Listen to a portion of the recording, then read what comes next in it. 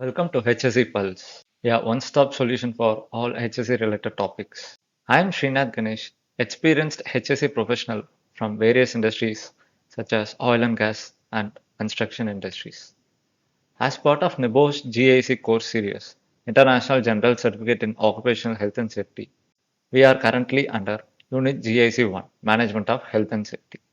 Under that, we are under element 2, how health and safety management systems work and what they look like.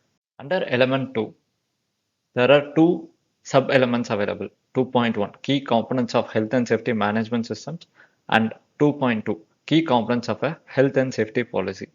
This video is purely about 2.2, key components of a health and safety policy.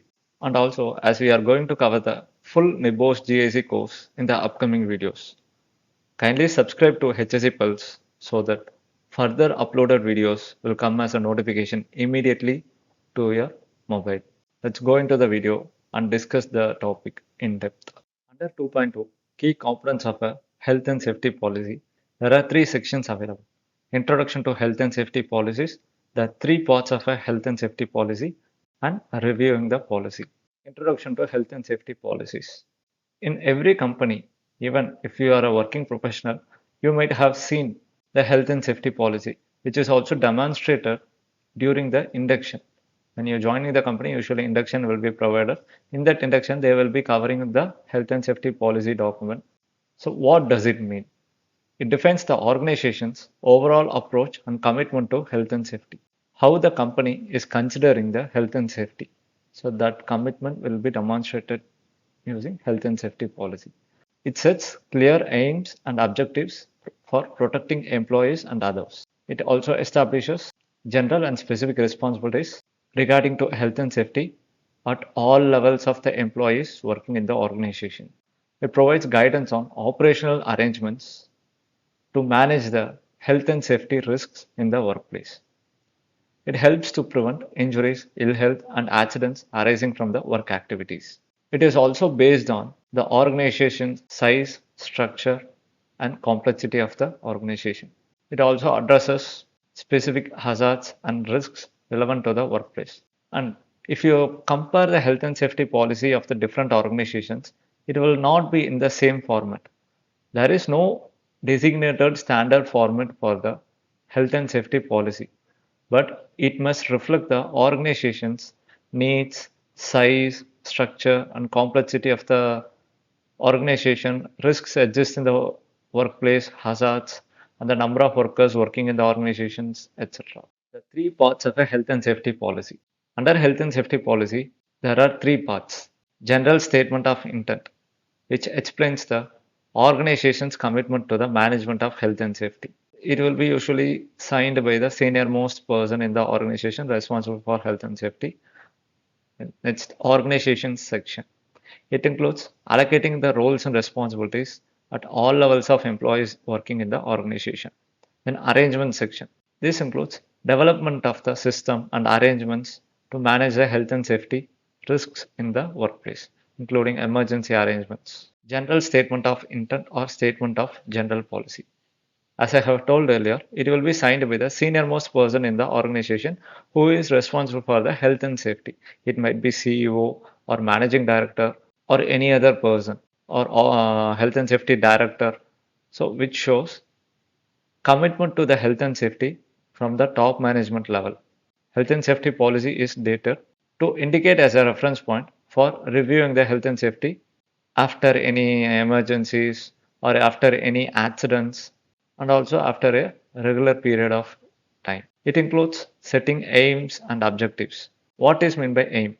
What the organization aim to achieve in the long term, that is called as aim. It will be usually like achieve zero fatalities, zero lost time injuries, zero accidents, etc. This will be the aim. Objectives. How we are going to achieve the aim, that is called as objective. For example, conducting the number of trainings, conducting the certain number of the inspections. In continuation of that, when setting the objectives, it should be SMART. SMART is an acronym. It refers to the following: specific, measurable, achievable, reasonable, and time bound. Specific means what we need to perform. Measurable. It should be defined on some performance matrix. Measurable. How we are going to measure that.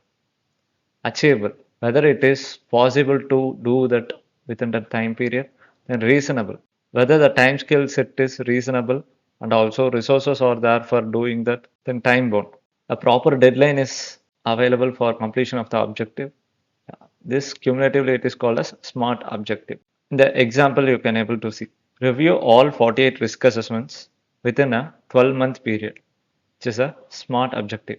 If you apply the SMART principle here, you can able to get answer for all of the components of the SMART objective. Organization section. Organization section includes allocation of roles and responsibilities at all levels of employees working in the organization, from the CEO to low-level workers and including specialists, etc. CEO or a managing director who is ultimately responsible and accountable for the entire organization in terms of health and safety and management at all levels. Below to the CEO or MD, there will be many managers available, senior managers, middle managers, junior level managers and supervisors. Regarding to the each of the management personnel, what are their responsibilities? Senior manager must be taking care of the one separate unit. Middle managers, under him, what are all the section or department available? He will be ensuring that one. He will be ensuring the health and safety in that section or department. And supervisors, under him, who are all the workers are there? They will be monitoring the health and safety of their workers. Then all employees, they are responsible for acting safely at all the times during their work. Competent person. They have operational duties but are also considered competent to carry out one or more specialist health and safety duties, such as first aiders, fire warden, etc. Specialist health and safety practitioners, which in another name called as health and safety officer, health and safety engineer.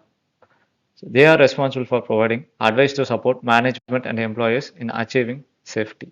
Arrangement section. It is the largest section of the health and safety policy.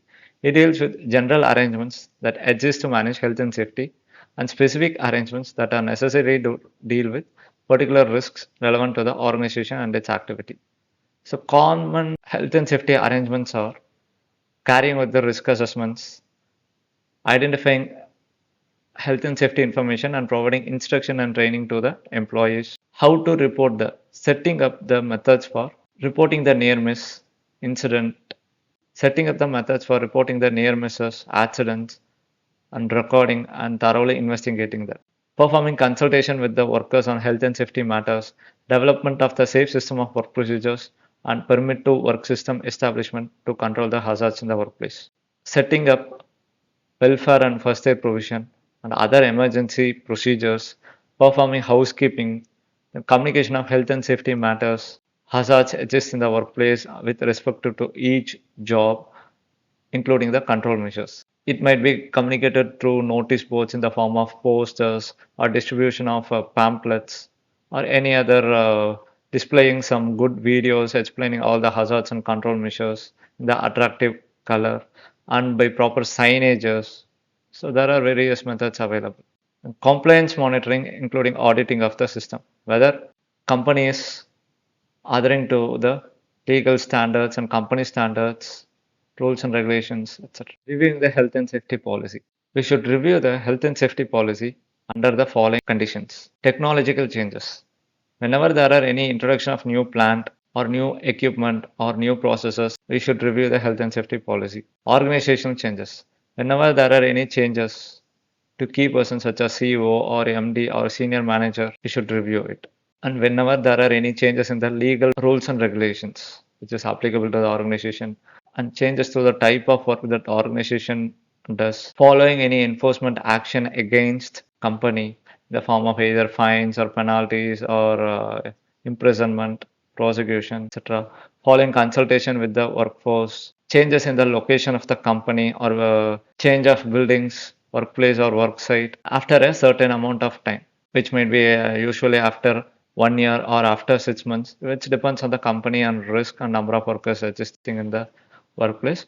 So yeah, these are the criteria. We should review the health and safety policy. That's it about element 2.2 key components of a health and safety policy. Hope you have got a good idea about the topic today we have discussed. As we are going to cover the full NEBOSH GIC course in the upcoming videos, kindly subscribe to HSE Pulse so that only further uploaded videos will come as a notification to your mobile. Let's discuss many more topics in the upcoming videos. Thanks for watching.